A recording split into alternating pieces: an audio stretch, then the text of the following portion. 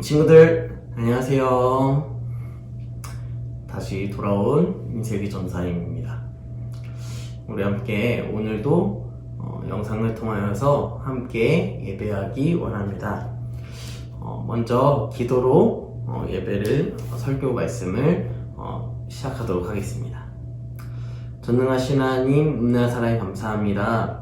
하나님, 우리가 주의 말씀을 듣고 그 말씀대로 우리가 온전히 살아갈 수 있도록 우리의 삶 가운데 인도하여 주시고, 우리가 다른 어떠한 것보다 예수님을 더욱더 알고 그분이 어떠한 삶을 살으셨는지를 알고, 또한 그분으로 인하여서 우리가 얻은 생명이 무엇인지에 대하여서 분명히 깨달아 그것을 기억하며 살아갈 수 있도록 인도하여 주옵소서.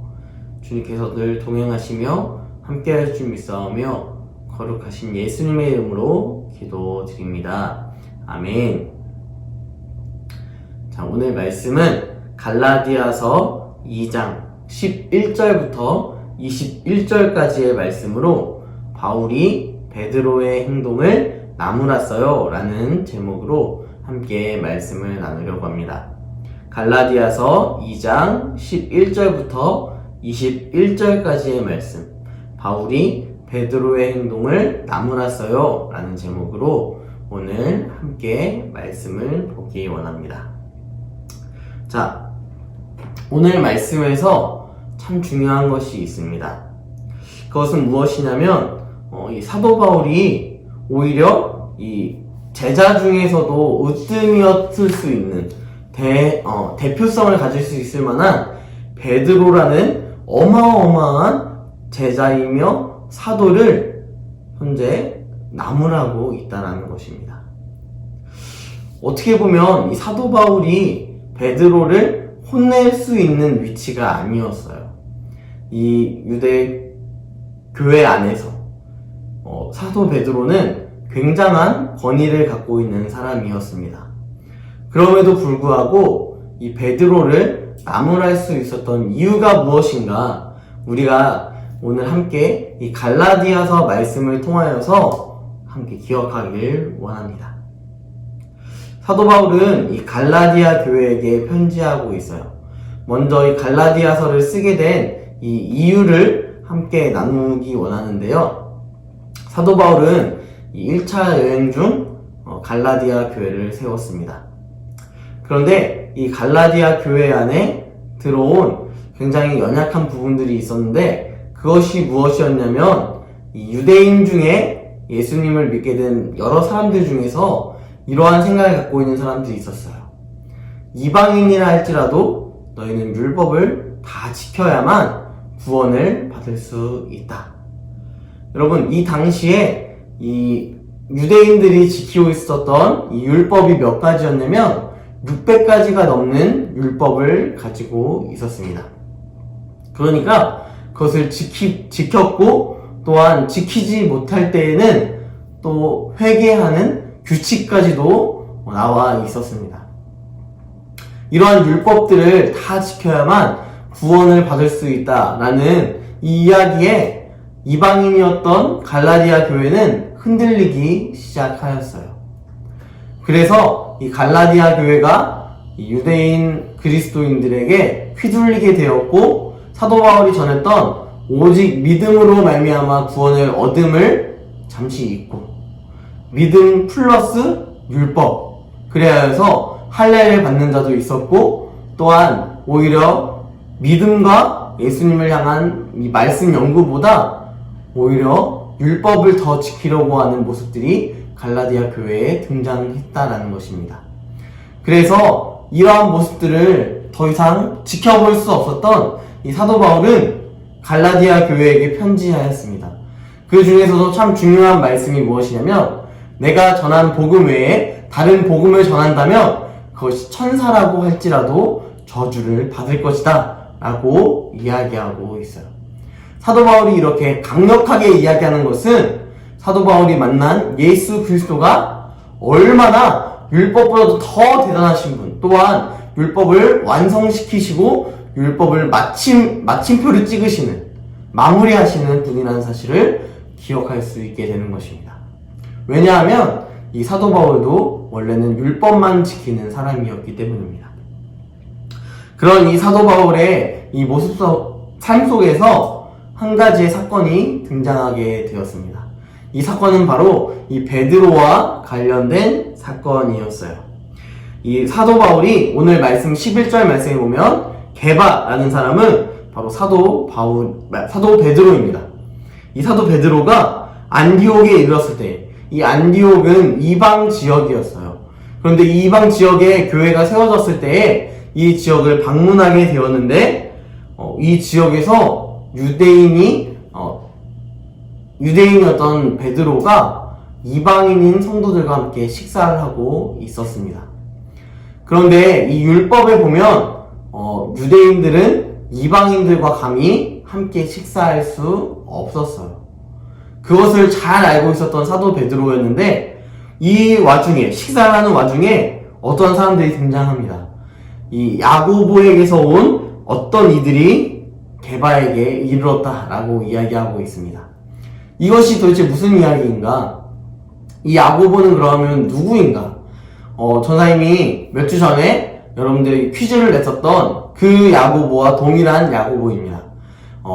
예수님의 형제였던 야고보. 그 야고보가 이 예루살렘 교회 안에서 큰 지도력을 얻게 되었습니다. 그러니까 이 야고보가 어떻게 보면 베드로랑 비슷한 권위를 갖게 되었다는 것이죠. 이 야고보가 자신과 함께 있었던 유대인들에게 이방 지역에 있는 교회들이 어떻게 발전하고 있는가, 복음 안에서 성장하고 있는가를 보기 위하여서 그들을 보내었습니다. 때마침 그때 베드로가 식사를 하고 있는 와중에 야고보에게서 보냄받은 자들이 도착했다는 소식을 듣고 살짝 연약한 모습을 보였습니다. 그 모습이 무엇이었냐면 바로 율법책에 나와 있는 이 유대인은 이방인과 식사할 수 없다라는 이 규칙이 생각나서 이방인들을 버리고 베드로와 또한 그와 함께 있었던 많은 유대인들이 식사 자리를 도망쳐 나온 것이죠. 그런데 그 자리에 있었던 사람이 누구였냐면 바로 바나바라는 사람이었습니다. 그럼 바나바는 어떤 사람이었냐면 이 교회 안에서 충성된 자였고 또한 칭찬받는 사람이었습니다. 또한 사도 바울과 함께 전도 여행을 떠났던 그러한 사람이었던 것이죠. 이 바나바도 시험이 될 정도로 게바와 이 유대인들이 이방인들과의 식사를 피하는 모습을 보면서 참 안타까워 했던 것 같습니다. 그럼 이렇게 보면 사도 베드로는 오직 예수님을 믿는 믿음 안에서 구원을 얻고 또한 그분의 삶 가운데 온전히 녹아들어 살아가야 했지만 오히려 다른 유대인들이 찾아왔을 때에는 마치 이 사람이 예수님을 알지 못하는 모습처럼 도망치는 모습이 등장하는 이 모습을 바라보면서 사도 바울이 베드로를 나무라고 있는 것입니다. 사도 바울은 이 베드로를 나무라는 것처럼 이 갈라디아 교회에게도 나무라고 있는 것입니다. 너희가 율법을 다 지킨다고 해서 영생을 얻는 것이 아니라, 너희가 다 율법을 지킨다고 해서 구원을 얻는 것이 아니라 오직 내가 전한 그 복음, 오직 예수 그리스도를 믿는 믿음 안에서 살아갈 때에 온전히 구원이 이르렀음을 기억하게 하는 것이죠. 사도 바울이 이야기했던 것처럼 주 예수를 믿으라, 그리하면 너와 내 집이 구원을 받으리라. 무엇을 하라고요? 주 예수를 믿으라. 여러분, 율법을 지켜라 라고 사도 바울이 이야기하지 않았고, 사도 바울은 분명하게 이야기했어요. 주 예수를 믿으라. 여러분, 오직 믿음만이 우리를 예수님께로 인도하게 되어집니다. 사도 바울은 계속해서 우리에게 동일하게 이야기합니다. 내가 그리스도와 함께 십자가에 못 박혔나니. 여러분, 사도 바울이 직접 십자가에 못 박히지 않았지만 우리가 예수님을 믿을 때에, 우리가 예수님을 온전히 나의 죄를 위하여 십자가에 못 박히셨다는 것을 믿을 때에 우리를 감히 그 견딜 수 없는 십자가에서 함께 못 박혔다고 이야기하십니다. 이것은 우리가 직접 못 박힌 것이 아니라 우리의 모든 죄, 우리의 그 모든 죄를 짊어지신 예수님께서 우리의 모든 죄를 짊어지시고 저주받은 나무에 달려 십자가에 못 박혀 죽으셨다는 사실, 이것을 기억하게 하는 것입니다. 여러분, 우리에게 어떠한 다른 복음이 찾아올 수 없습니다. 우리에게 온전히 들어올 수 있는 복음은 오직 예수 그리스도를 믿는 믿음 안에서 살아갈 때에 주어지는 구원의 감격인 줄 믿어야 할 줄 믿습니다. 여러분, 우리 친구들도 동일하게 그 마음을 항상 간직하며 우리에게 주신 하나님의 사랑을 늘 기억하는 주일학교 되기를 주님의 이름으로 간절히 소망합니다. 또한 우리가 믿음으로 구원을 얻었다면 그 믿음 안에서 살아갈 때 주님께서 우리를 사랑하신 것처럼 우리가 우리의 이웃을 사랑하며 또한 우리에게 원하시고 기뻐하시는 그 모습대로 살아갈 수 있는 순종의 모습으로 우리가 살아갈 수 있기를 온전히 주님의 이름으로 축복합니다. 함께 기도하겠습니다. 전능하신 하나님, 은혜와 사랑에 감사합니다. 주님, 우리를 사랑하셔서 십자가에 못 박혀 죽으셨고 또한 부활하셨습니다. 다른 사람의 죄가 아니라 나의 죄를 위하여 죽으시고 부활하셨습니다. 그런데 이 모든 것을 우리가 믿기만 하면 우리에게 영원한 생명을 얻게 하시고 하나님의 자녀 삼으신다고 말씀하셨습니다. 주님, 이 감격이, 이 은혜가 얼마나 크고 놀라운지를 우리 유초동부 친구들도 알게 하시고 기억하게 하시고 생각하게 하여 주시옵소서. 주님께서 우리와 늘 함께 하시며 한 주 동안의 삶 가운데서도 구원받은 백성으로서의 온전한 삶을 살아가게 하실 줄 믿사오며 거룩하신 예수님의 이름으로 기도드립니다. 아멘. 자, 우리 친구들, 이 시간은 광고 시간입니다. 우리 밴드 영상이 다시 이제 올라오고 있어요. 우리 밴드 영상을 차곡차곡 한 가지씩 봐주셨으면 좋겠습니다. 자, 두 번째 광고는요, 코로나 바이러스가 이제 조금 잦아들고 있습니다.